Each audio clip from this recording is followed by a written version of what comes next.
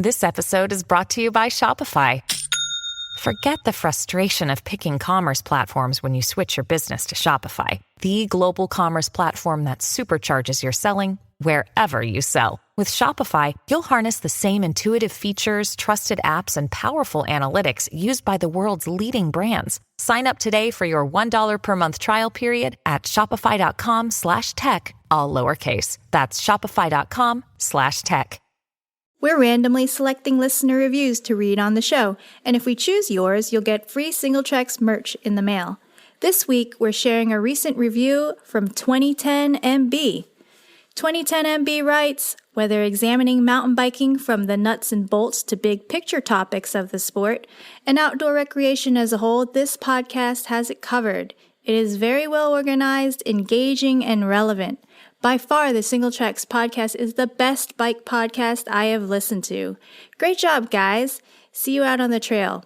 We hope to see you out on the trail, 2010MB. If this was your review, send us an email at info@singletracks.com and we'll get your shipping information. Be sure to add your review of the Singletracks podcast wherever you listen to our show. Thanks and happy trails. Hey everybody, welcome to the Singletracks podcast.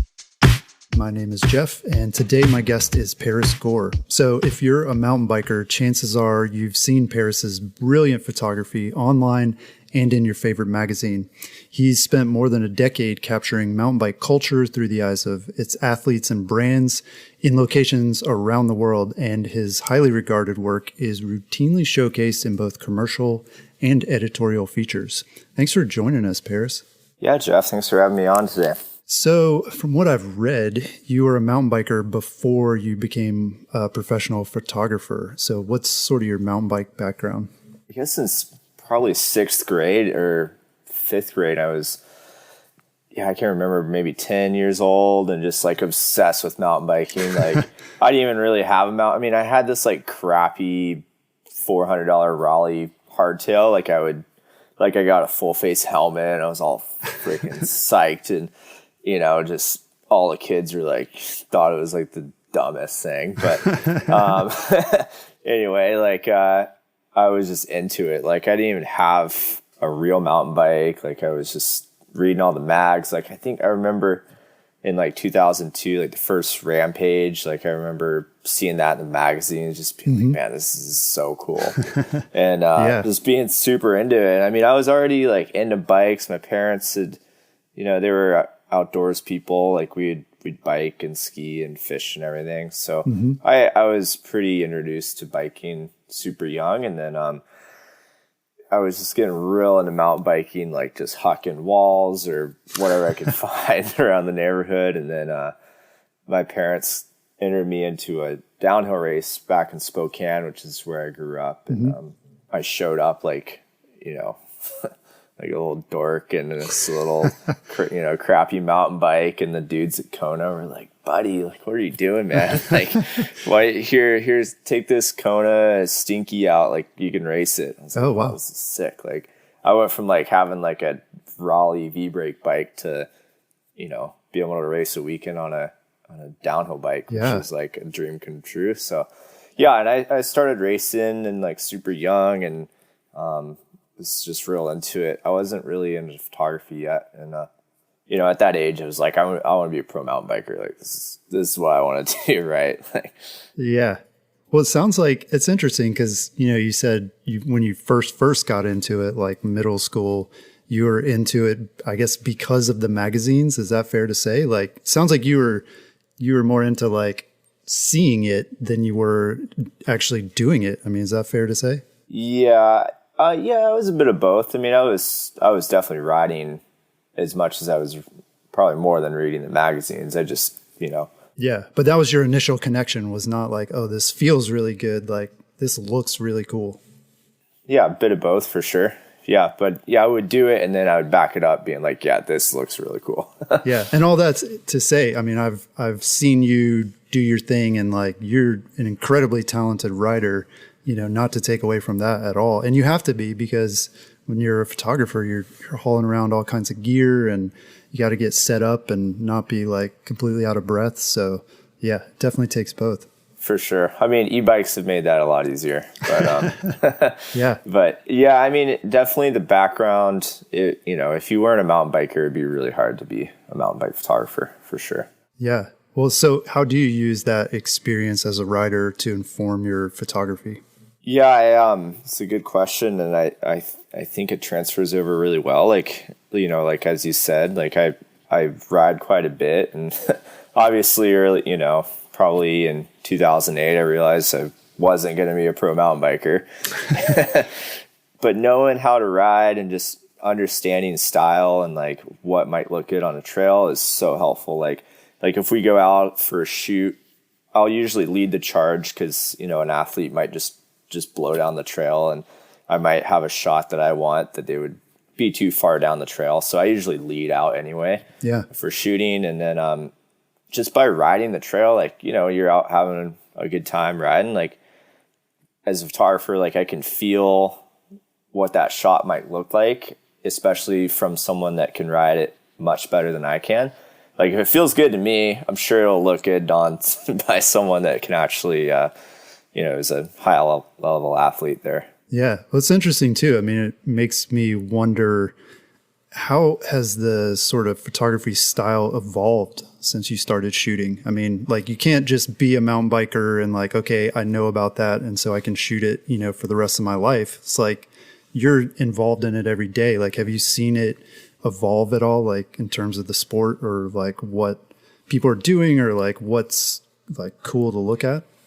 Yeah, for sure. I mean, I think when I started, I started shooting biking in 2008, and I mean, those were the days, hucking and downhill racing, and that was it. I mean, that was the cool thing to be doing. And I think, and as you know, like bikes have changed, and shooting trail riding has become more popular and kind of more of the thing to shoot. And most of the shoots I do now are trail bike oriented, whereas in 2008 and up through 2013, I was just shooting free ride and downhill. Just because, trail bikes weren't really a thing. Like they were, but they were just kind of not taking off yet. Yeah, it wasn't as sexy. And I mean, what is the big thing when you're shooting trail biking though? I mean, is it more about the sort of the backdrop then, or is it still focused on like what the rider is doing? Yeah, I think it's just the whole adventure. I mean, and I think that's the point of trail biking, is that we're out there having an adventure with our buds. So like if I'm shooting trail biking and then I get to showcase that on camera, that's a good day, because that, there's a lot of moments that happen on the ride that are funny or inside jokes, but showcasing that on camera is a good time. And then also showcasing where you are riding, whether that's like deep in the Chilcotins or just in your own backyard, it's all fun. Yeah. And I think people relate to that. And so I think, that's where the photography is now. Yeah. That's cool. So you studied photography at Seattle Central, which has a very well-known commercial photography program. Did you see photography as a way to get into the mountain bike industry? I mean, aside from being a pro, or were you thinking that like a photography career would be sort of separate after you completed your program? Yeah, that's a good question. I honestly wasn't sure when I went into it. Like I knew I wanted to be a photographer when I was like getting really into it when I was 16, 17. So when I was going to college, like I knew what I wanted to do. And, growing up, I'd see the like Sturl and Matthias, all those photos and be like, man, that would be so cool to do that. But at the same time, I was like, is this the career I want? Is this what I want to do? And like when I was in photography school, I definitely battled like, do I want to do this, or do I want to shoot commercial product photography in Seattle and do really well in that, and then just shoot bikes for fun. Right. Like I just didn't really know how the market worked super well. So it was kind of like a discovering error of like, oh, maybe I'll do this. And then I would just end up shooting bikes. I was like, what am I doing? I'm wasting my time doing other stuff. So Yeah. Well, you mentioned that you sort of started getting into photography as a teenager. Were you shooting digital like from the start? Yeah. I mean, I grew up in digital era. Like I'm 27 years old, and I've shot a bit of film for sure. So that's always helped. But yeah, when I was in high school, I took photography class, and was the photo editor for Yearbook, and yeah, it was all digital, Nikon D200s. And I mean, it was early digital for sure. They weren't great, but yeah, definitely a digital era. Yeah, that's really interesting. I'm sure it gives you a different perspective. And yeah, I mean, a lot of people, I don't know, feel nostalgic for the film days, or like, yeah, this is how you get your chops. But it seems like at the same time, like if you've been shooting digital from the start, that probably gives you maybe not a leg up, but definitely a different perspective. Yeah, I mean, it does. But I still respect the old crew that started on film and transferred to digital. I mean, that's an era that is just mad respect for. Yeah. Yeah. Because it is so different, and it's so beautiful that I do wish I had grown up in that era of film world. But no, I'm pretty happy to have been able to start photography so young. Yeah, that's cool. So what was it difficult to make it initially as an independent photographer? How did you get your name out there and start getting work? Mm-hmm. Yeah, super difficult. I mean, I think anyone that started their own business or anything can probably relate. Yeah, I mean, it was tough. Like, I was in school working at a bike shop down in Seattle as just doing sales and repairs and stuff. And then I was kind of like, this free time that this job's taken up is kind of the time I could be doing more work and, piecing out to California with the buddies to go to contests or whatever. So yeah, I was like, all right, I can probably make it. Like, I was making like 10 grand a year or something. But yeah, I mean, it was one those days you look back and you're like, man, that was something else. And it teaches you a lot though. Like, it teaches you, because as a freelancer, especially in this industry, like, things fluctuate, right? Like, this time of year when we're talking right now is, it's mid-February, and like, I haven't taken a job since October, but wow. But that's fine. Like, I've learned how to manage, my money and how to budget, and like, mm-hmm. I've definitely earned that freedom because, right. When I started out, it was like, oh man, I made like $1,500, and then like the whole winter I'd be like, cool, now I'm super broke. You're like a school teacher, but like the opposite. Yeah, exactly. So, it definitely taught me a lot, and in how to hustle and just work really hard for kind of what I wanted to do, even though I knew it was going to be worth it. There was a lot of years of like, pretty strapped times for sure. So my career we'll probably jump back to this, but I was shooting Downhill World Cup in like 2013, and it was maybe this 2014 summer. Mm-hmm. It was like my first few years in shooting World Cup and like being full-time photographer, and I hit that point where you send all these invoices in and no one's paid them for like a month or two, right? Like, right. I've traveled the world, I've blown all my money, like waiting for all my expenses and my invoices to come back. Yeah. Were you on assignment for like brands or? Yeah, I was on, when I shot the World Cup, I'd have all these retainers, and they would it'd be a contract for the year. But sometimes those contracts, you wouldn't get paid out till the end of the season. And so you'd front a lot of that money up front, like go to, Italy, Europe. Yeah. You'd pay for your own travel too, I assume. They didn't buy your tickets. Yeah, so I blew a lot of money. And there was this summer I was super broke, and I was like telling my buddy, and he was like, all right, well, why don't you come over and come mow my lawn? I was like, all right. And it was, one of those funny things. So he like had me put on his bike rack and on his wife's car and paid me to mow his lawn for like a couple weeks and get me back to Jeez. Get a couple meals paid for. But yeah, I appreciate those times for sure. Yeah. So, I mean, yeah, clearly it takes a lot of passion and, dedication to stick with it and like get to the point where you figure all that out. I mean, yeah, that's something I never even thought of.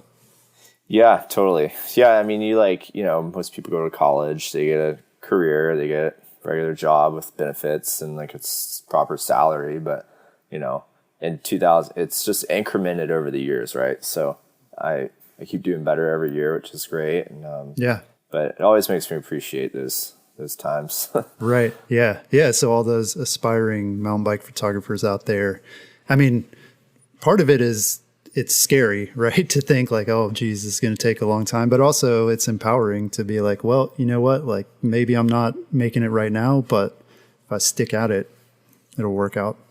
Yeah. And I think that's the mentality I've always had. And like, that's got me to where I am. Like, yeah, it took me like a long time and a lot of failures and a lot of zeroed out bank accounts. But no, that's not the same. So, yeah, that's great. Well, so what's more important when it comes to being a great photographer? Is it technical skills, like how to make the camera do what you want it to do? Or is it more the artistic side where you're selecting your subjects and working on composition and lighting and all that stuff?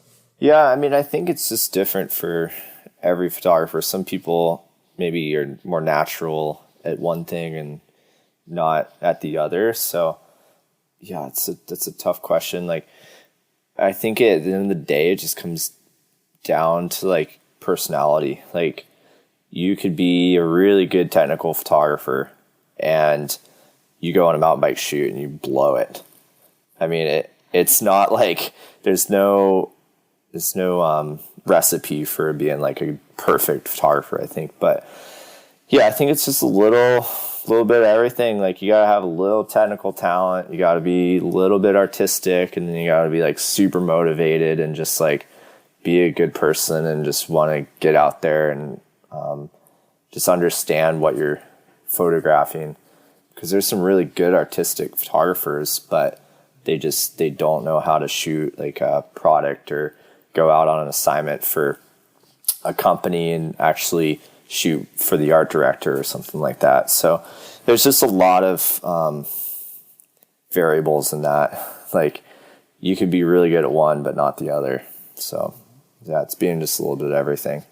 Yeah, and it sounds like that stuff, I mean, you're talking more like the soft skills. Seems like that stuff is definitely something you have to learn over time. Like, you're not going to learn that in school. You're not going to even be able to like watch YouTube videos or like, you know, hang out in photography forums and like find that stuff out. Like, you got to get out there and do it. Yeah, no, that's for sure. So is having the right equipment important? Like, it seems like a lot of people think to get into photography, they need to, you know, go out and buy like the best camera. And, you know, I feel like people geek out about that stuff a lot. Like, is that super important, or do you think people could be great photographers just using like an iPhone? Yeah, I mean, I think there's a degree, right? Like, if you think about it in biking terms, like, yeah, you don't need a freaking $8,000 bike to go have a good time and do that. But you can't go out on a Walmart bike either. Like, you're going to have a terrible time and you're probably going to hate it. So there's kind of a balance where it's like, yeah, I mean, the iPhones are, man, they're so insane now. But they are limited. And yeah, I mean, honestly, man, like, even just a GoPro is pretty insane. Like, the new GoPros are, like, I'll take a photo on that thing and it's like, man, this is better than my camera sometimes. Do you use the GoPro a lot for still photography? Not really. Like, if I'm just out messing around or something, like, for fun, you know, if I'm not like bringing a camera with me, I'll bring a GoPro or something. It just, the fisheye and the wide angles, they're really good on those things. But yeah, if you're getting into like a proper photo camera, yeah, you don't need to spend $8,000. I mean, there's great cameras out there now for $1,000, and you can, you know, have a little more than an iPhone for sure. Yeah, and I guess, I mean, that's a great comparison when you're talking about bikes, you know, like a cheap bike versus an expensive one. And for most people, like you said too, like if you're going out to have fun, it kind of doesn't matter, but you know, you're not going out there for fun. I mean, you're the pro, right? Like you're trying to win the race, and so you're going to need better equipment. Yeah, and I mean, to a degree, but I mean, yeah, if I had a $1,000 camera, like I can still go out and use it and probably come back with a decent photo, and so can anyone if they're really passionate about it. Yeah, that's cool. So what's kind of the craziest thing you've had to do to get a mountain bike photo? You gave me these questions, and I was trying to think about that one, and misread it thinking he said, what's the craziest thing you've had to shoot or something.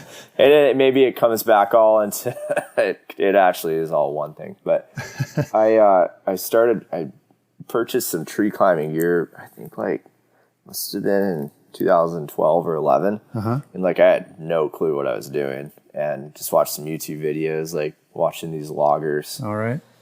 Get up these trees, and I was like, oh man, this is so dangerous. And I started tree climbing, and like I think my record's probably been like 100 feet up a big old cedar. Like, wow, it was cool. This is like pre-drone, I assume, too, right? Oh yeah.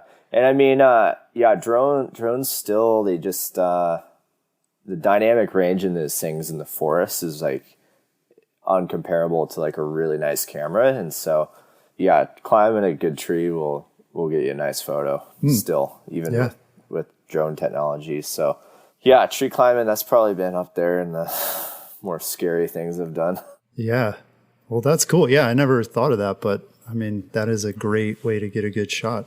Yeah, I haven't used it for my buddy has all my gear right now because he was working in his yard. But yeah, it's a lot of gear to take up, and I just don't use it that much anymore. But if there was like a specific shot I wanted, it's great equipment to use. Yeah, very cool. So what type of photography is your favorite to shoot and also I guess just to look at?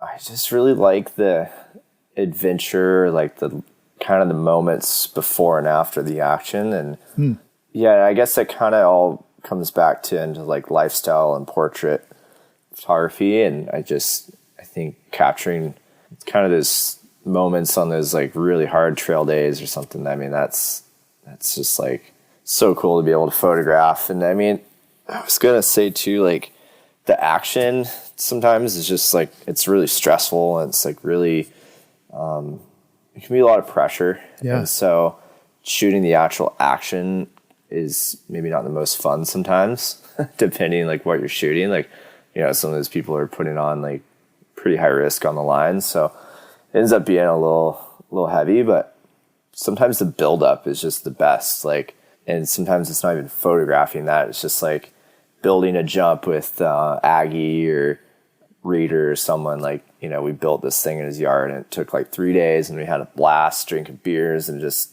slapping it together, this wood feature. Like that was so fun. That was like one of the best parts of the shoot. And then that actual riding was like, okay, cool. Like, that was fun. Yeah. But yeah, I like all types of the styles. Like everything has a story to it. And I think I definitely like portrait photography because it's actually the hard thing to shoot. Like shooting actions, especially with a really good athlete, it's like shooting fish in a barrel. Like, I mean, it's not like that hard. And I find portrait photography and like, really good portrait photography, like when you're looking at like high-end fashion and all those types, and like that's a good challenge for sure. Yeah. And that's what I like to shoot because it's challenging, I guess. Yeah. Well, that answers your question there. Yeah, I was going to ask you, I mean, how do you approach like athlete photo sessions? I imagine, there's different objectives every time, but like the more personal ones that you're trying to like sort of capture their personality, like how do you approach that? Yeah, I mean, it's just, I think coming down just to being on a level with an athlete that they feel comfortable with. And I'm lucky to have a lot of these athletes as my friends. Like they're, people I would call friends in my life. Like, and having that trust with an athlete, even off the bike is huge. Like just you can get so many moments and capture so much expression and emotion through someone that's like, if you don't know them, maybe a good example is if you don't know them super well, just, I just kind of observe and just kind of get to know them and don't like put a camera in their face right away. Yeah. So it's just kind of different with every person because everyone might be, like some people might be really easy to photograph. Like they're just that kind of person. And some might be really hard to get a good portrait out of. Interesting. So it just varies depending on who you're shooting. Right. So what percentage of your work would you say comes from editorial coverage versus more commercial photography? Yeah, it's changed a lot over the years, and it's also kind of why like I am doing better than I was 5 years ago. I shot a lot of editorial back, like when I was shooting downhill World Cups and all that stuff, and it was like 50-50 back in those days, and now it's about 90% commercial work. So is it easier to get one versus the other? And then I imagine they pay differently as well. Yeah, I mean, I think editorial's pretty easy to come by. I mean, there's always stories that need to be told, and there's always something going on for an event or something like that. But it really comes down just to like, I try to pick and choose those now. Like I only take on stories and editorial content that like I strongly believe in and like really want to do the story just to do it. Like it's not about the money. It's not about being, it really just comes down to wanting to do it because it does not pay super well. So is what I'm getting at. Like, yeah, if you could survive on just pure editorial content, but like you're going to have to really work for it. And the commercial work it's quite rewarding as well. And so also financially, and it's like, it's just the way of the world of how photographers have to survive. Like, yeah, editorial is to keep your name out there. That's it. If you make some bucks on the side, that's great, but you're not getting rich off editorial photography, right, for sure. And I just do it like I like to shoot these assignments for fun. Like they're always a fun trip or get to do some profile on someone really interesting. And it's just like, I'm not doing it for the money on that. I'm just doing that as a passion project, really. Yeah. What about like, for people who are trying to get into photography, like what would it be like to be a staff photographer? I mean, is that something that you ever considered, or do you prefer like sort of being independent and working on the projects that you want to work on? No, that's a good question. Like, I think it could be different for anyone and kind of what they want out of their career. Like, I know I got a buddy that's like the staff content creator for Transition Bikes or like jobs like that. Like it's an awesome company, and they're in the sky. Like, they make videos and photos, and it's a good job for him. Like, he loves it. I think there's other photographers out there that are like, take these staff jobs and you kind of end up pigeonholing yourself a bit to that brand. Like, if you were someone like me that's had this career as like a freelance photographer, and company said, we'll hire you as a staff photographer for a decent salary, it would be a good deal. I mean, you'd have stable income.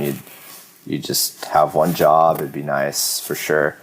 But if that ever went away, which happens to someone I know, just one someone. I'm sure there's a lot of them. Yeah, it's happened to a couple people I know, and you don't have the clients that you had because you were working with one company. And so, right. Yeah, you get, you're working for this company for 10 years and then you get out and everyone knows you as that guy or girl. And it's like, well, then what? Like, you got to start all over again almost. So, yeah. Huh. And then I just like being the freelancer. Like, you can do so much, like, on your own time. You can shoot whatever you want. Like, you could have 20 different clients, and they all have different assignments. So you get to go on more like bigger variety of trips and shoot with different athletes, and also get to do side gigs on, I shoot more than just mountain biking now. And like, if you were just with one brand, then yeah, maybe you want to get to do all those things. And that's important to me for sure. I mean, maybe one day when I'm older and have kids, that could change. Yeah. I mean, it seems like it would be an easy gig, like shooting product shots, working for, I don't know, Jensen USA or somebody, just like all day long. All you do is come into the office, click some photos, and go home at the end of the day. Yeah. And, I think some people want that, and I respect it. Like, I see people all the time with jobs that, they're home and their life's consistent. They're like, they're getting paid every 2 weeks. Like, they're getting healthcare. Like, that sounds pretty nice. Yeah. But at the end of the day, I mean, no, I wouldn't trade what I'm doing for anything right now. Yeah, for sure. So what's the most expensive mistake you've made over the years? Have you ever like lost a memory card or like destroyed a camera or anything like that? Yeah, when you sent me those questions, I laughed because I just typed yes to all of the above. Yeah. No, I've done all of them. I'll give you the two good ones.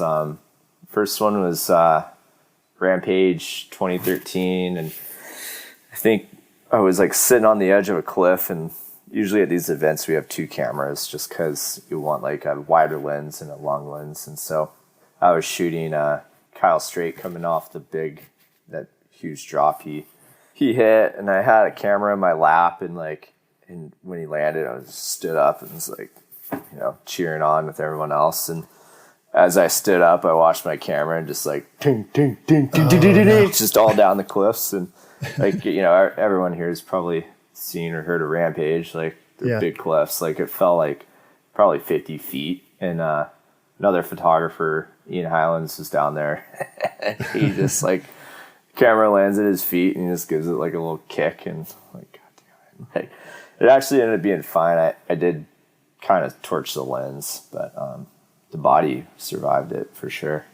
Yeah, that's good. I mean, for me, I shoot stuff for work, obviously, and, go into events and stuff. And my worst fear is losing the memory card, like the camera you can replace, but like a week's worth of work, like how can you go back and redo that?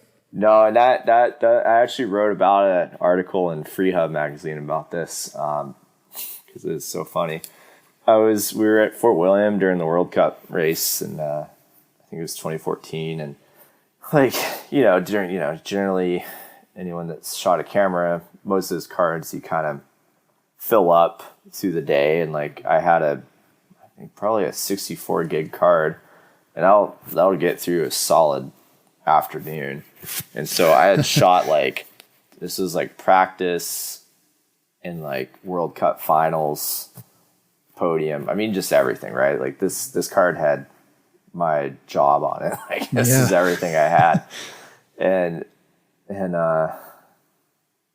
we finished up the day, and like we were at Santa Cruz pits having a beer, and Sven Martin and the other photographer was like, we were talking to Rat Boy, and I had this insane photo of Rat Boy like pointing at my camera, like in the air. Like it was such a ridiculous shot. And Sven was like, bro, like get that photo, like let's check it out. And like, all right, yeah. And I try to find the card because I just switched cards at podium because I'd filled up, and no card to be found. Like could not find it. Like, that panic where your just heart's racing, like you're like, oh my God, what the hell happened? Like, oh, and like I'm, frantically pulling apart my bag, pulling everything out, can't find it, like stressing out, walking back, podium, looking on the ground, like can't find it. And like all the photographers are still there, and like everyone's hanging out, having a good time. I'm stressing super hard. Like, I mean, I have clients there, I have like, 10 clients I got to deliver these photos to. I was working for Pink Bike, I got to deliver. And the really cool thing about all that was all the photographers knew what had happened. Sven had kind of told everyone, and all the photographers told me like, hey, we'll give you our photos from the riders that you need to like, make good on your contracts. Yeah. Like, don't worry about it. We got you. And that was like the coolest thing out of all that. Yeah, that's awesome. Because you realize like all photographers, we're all there for each other, and it's probably happened to them too. I mean, how could it not? Yeah, things happen, and at the end of the day, we're the only ones kind of looking out for each other, and so ended up I went home and still stressing. Somebody, I think Kathy Sessler, found the card and gave it to Sven, and then I had to go buy some beers for Sven because he's being Sven, if you know him. Yeah. He was messing with me pretty good. But yeah, we got the card back, so it was all good.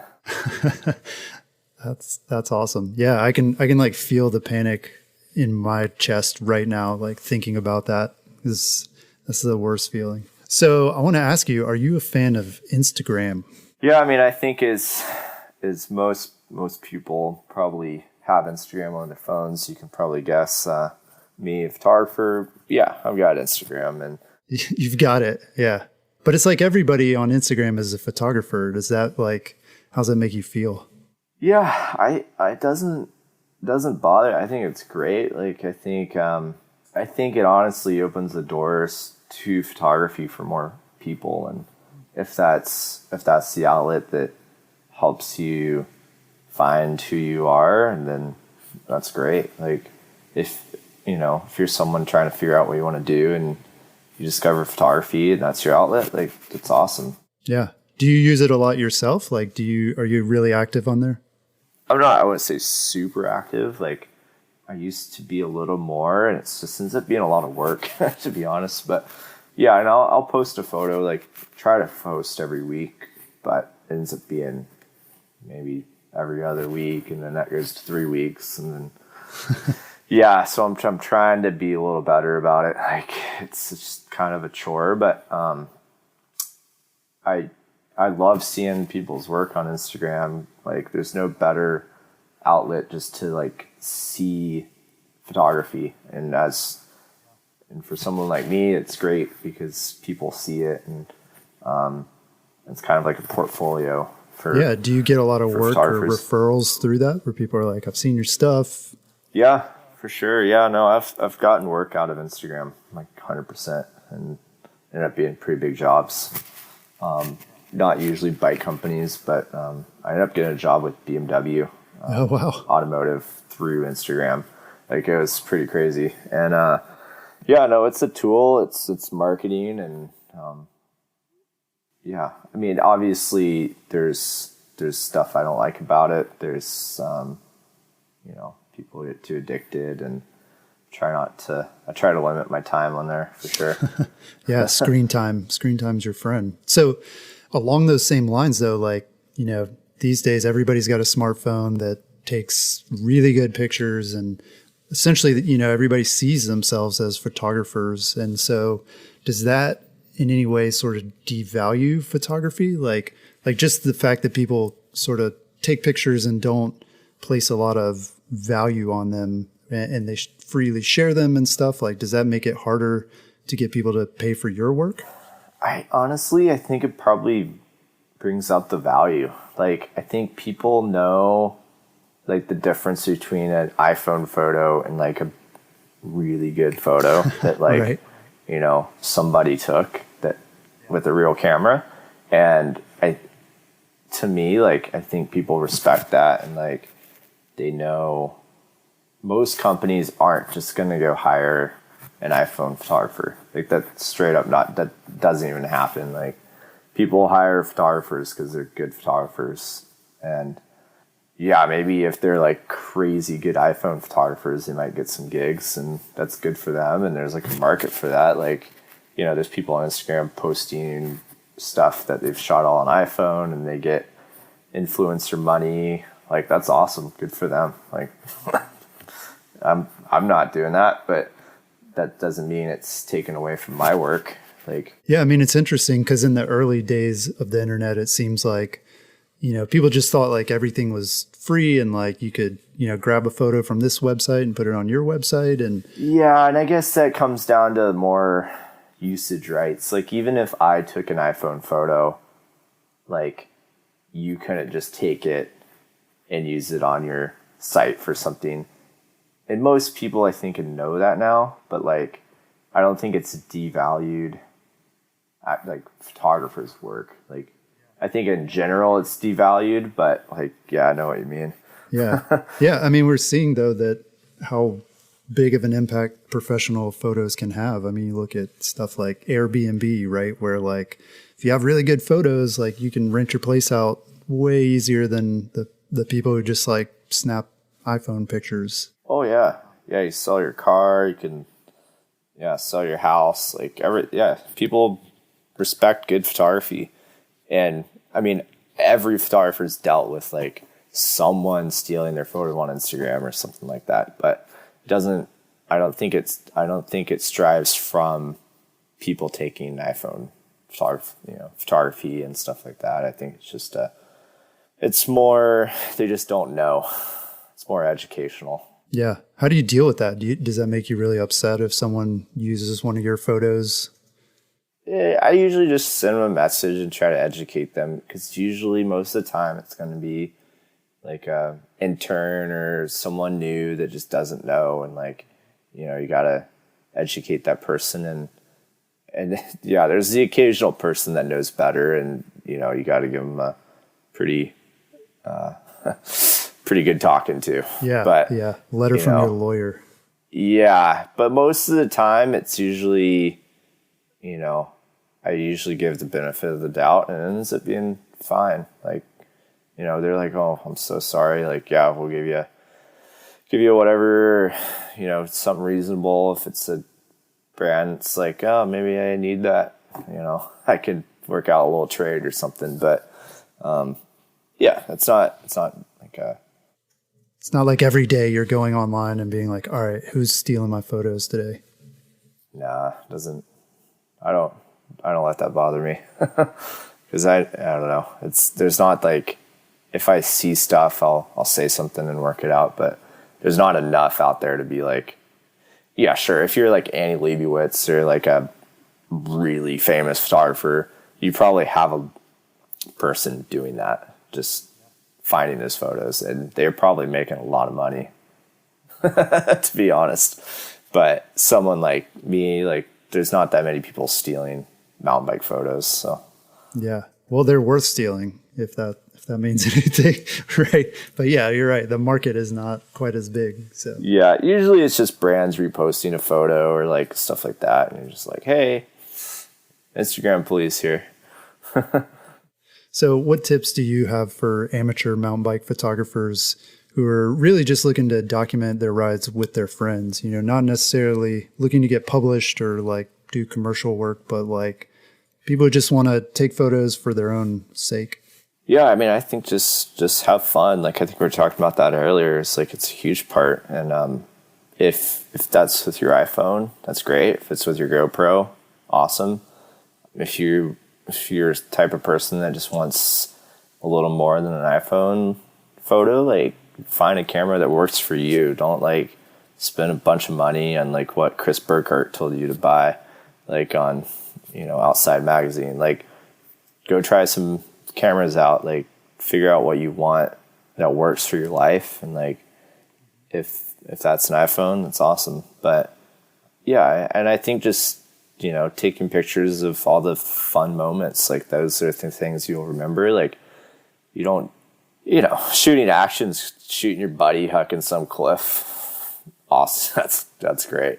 Good times. But like, you know, shoot your friends, shoot the shuttle, shoot drinking beers and all that stuff. Like, those are the memories that you want to keep, I think. And like, you know, if you're just having fun taking pictures, like, you'll find what's fun to shoot pretty quick.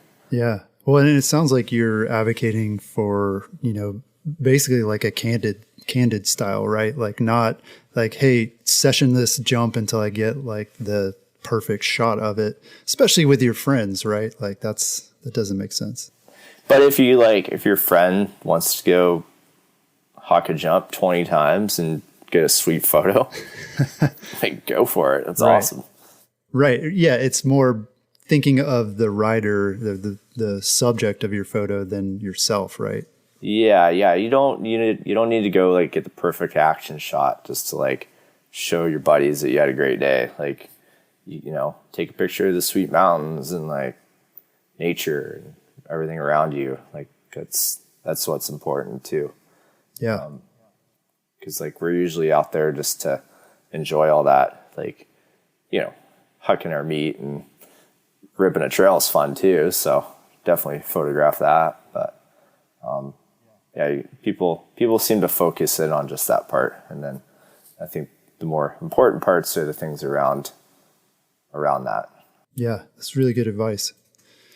So what are some of the projects you're working on this year for 2020?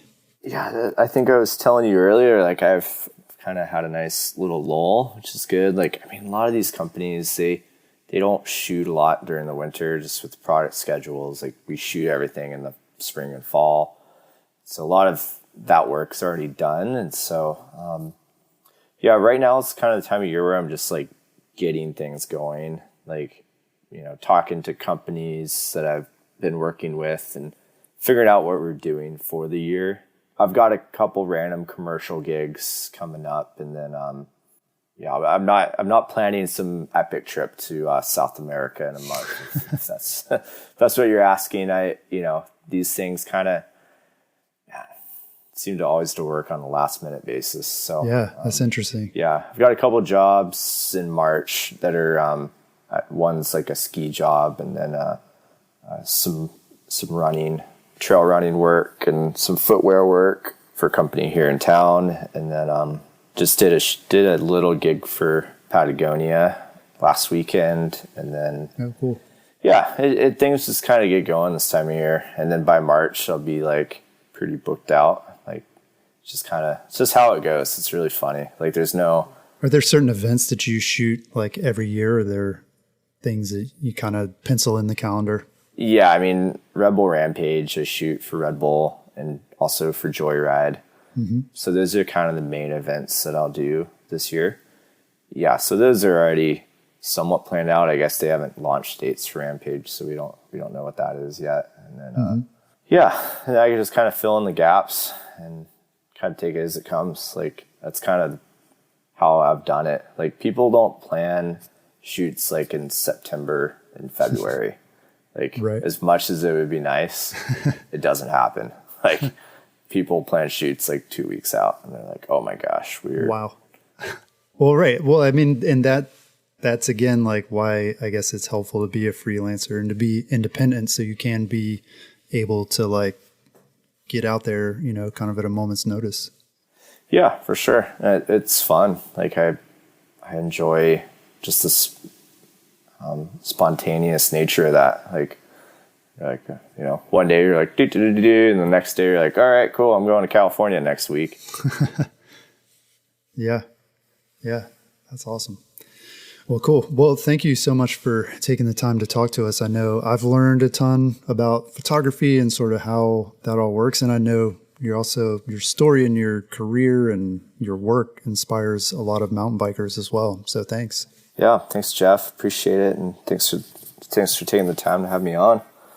Yep. Well, you can see some of Paris's work and learn more about his services at parisgore.com. That's all we've got this week. We'll talk to you again next week.